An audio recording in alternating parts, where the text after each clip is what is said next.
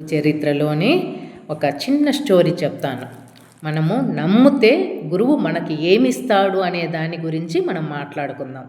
ఇప్పుడు తంతకుడు అనే అతను ఉన్నాడు.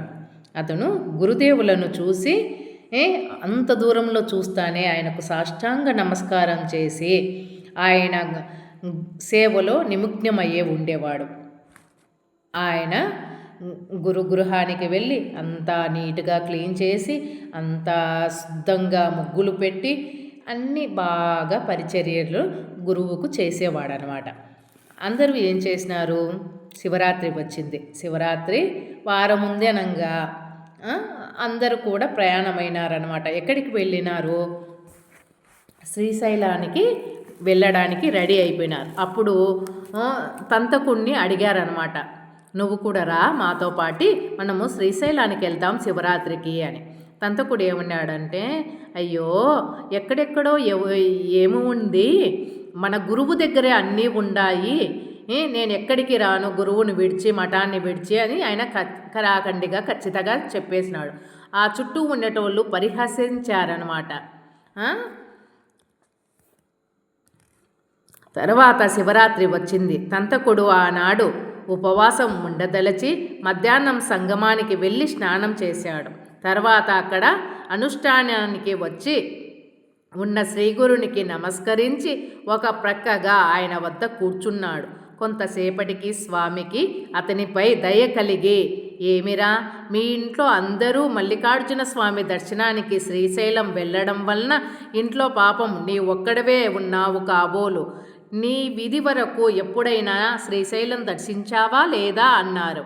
తంతకుడు, స్వామి, ఏలిన వారి పాదాలు తప్ప నేను ఇంకేమీ ఎరగను, తీర్థయాత్రలన్నీ నాకు మీ పాదసేవలోనే ఉన్నాయి అని దృఢమైన విశ్వాసంతో బదులు చెప్పాడు.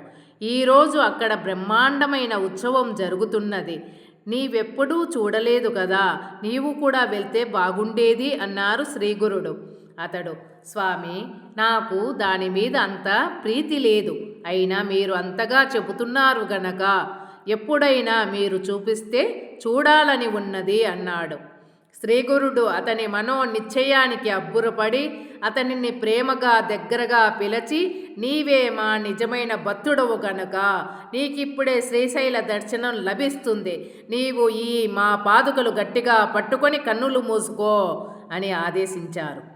అతడు చిత్తమని అలాగే చేశాడు. అప్పుడు శ్రీగురుడు అతన్ని క్షణకాలంలో శ్రీశైలంలోని పాతాళగంగ ఒడ్డుకు చేర్చి అతన్ని కళ్ళు తెరవమని చెప్పాడు. అతడికి ఆ క్షణకాలము నిద్ర తూగినట్లయింది.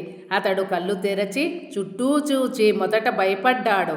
శ్రీగురుడు నవ్వుతూ, భయపడతావెందుకు, ఇదే శ్రీశైలం, నీవు వెంటనే క్షౌరం, స్నానం మొదలైనవి పూర్తి చేసుకొని శ్రీ మల్లికార్జున స్వామిని దర్శించుకొనిరా పో అని హెచ్చరించాడు. తంతకుడు శ్రీగురునకు నమస్కరించి ఆయన చెప్పినవన్నీ పూర్తి చేసుకొని మల్లికార్జుని దర్శనానికి వెళ్తుండగా దారిలో ఒకచోట అతని బంధువులు ఎదురయ్యారు. వాళ్ళు అతన్ని చూచి ఆశ్చర్యపడి, ఏమయ్యా, నీకు ఆ స్వామి సేవ తప్ప మరే యాత్రలు అక్కర్లేదన్న వాడివి, మళ్ళీ మా వెనకనే ఈ క్షేత్రానికి వచ్చావేవి అని ఎగతాళి చేశారు.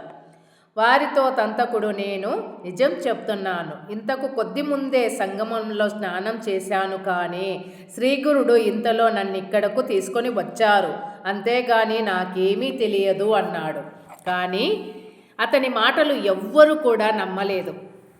వీడు మనకు కనిపించకుండా మన వెనకనే వచ్చి ఉండాలి అనుకున్నారు. తంతకుడు అదేమీ పట్టించుకోక గంధము, పువ్వులు, అర్చింతలు, బిల్వదళాలు తీసుకొని లింగార్చనకు వెళ్ళాడు. కానీ అక్కడ అతనికి మల్లికార్జున లింగానికి బదులు ఆ స్థానంలో శ్రీగురుడు దర్శనమిచ్చాడు. అతడి భక్తులు అర్పిస్తున్న పువ్వులన్నీ ఆయనకే చెందుతున్నట్లు అతనికి దర్శనమయ్యింది. అతను మొదట ఒక క్షణకాలం ఆశ్చర్యచకితుడయ్యాడు. కానీ మరలా అంతలో తెలివి తెచ్చుకొని శ్రీగురుడు సాక్షాత్తు శంకరుడే కదా అని సమాధానపడ్డాడు. తర్వాత మల్లికార్జునికి పూజ చేసుకొని పొంగి పొర్లుతున్న సంతోషంతో పాతాళ గంగ వద్దకు చేరాడు. శ్రీగురుడు అక్కడ యథాపూర్వమే కనిపించి, నీవింకా కొంతసేపు ఇక్కడే ఉండి మీ వాళ్లతో కలిసి వస్తావా లేక మాతో వస్తావా అని అడిగారు. తంతకుడు, మహాత్మా, నేడొక గొప్ప విచిత్రం చూచి వచ్చాను. లింగార్చనకని దేవాలయానికి వెళ్ళినప్పుడు నాకక్కడి శివలింగంలో మీరే ఉండి అందరూ చేసే పూజలన్నీ అందుకున్నట్లు దర్శనమయ్యింది. తల క్రింద కొండను ఉంచుకొని గులకరాళ్ల కోసం చుట్టూ గాలించే వారిలాగా దగ్గరనున్న మిమ్మల్ని విడచి వీళ్ళంతా ఇంత దూరము ఎందుకు వస్తున్నారో నాకు తెలియటం లేదు.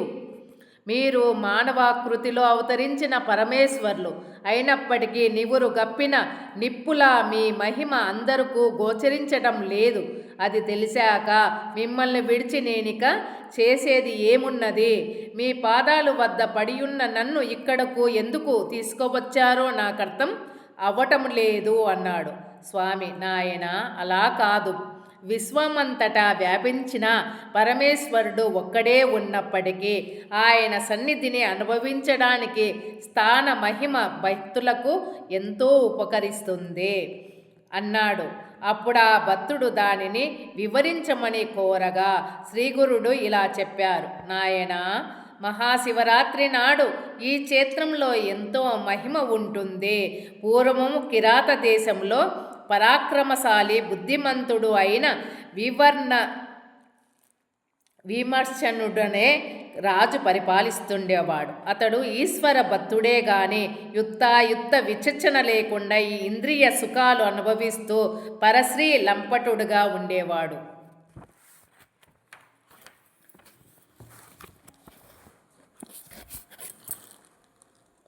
ఇది మరొక స్టోరీకి నాంది వాక్యము. మనము నెక్స్ట్ చెప్పుకుందాం, సరేనా? నమస్తేనండి. శ్రీపాద శ్రీ వల్లభులకు జయము జయము. శ్రీపాదరాజ్యం శరణం ప్రపద్దే.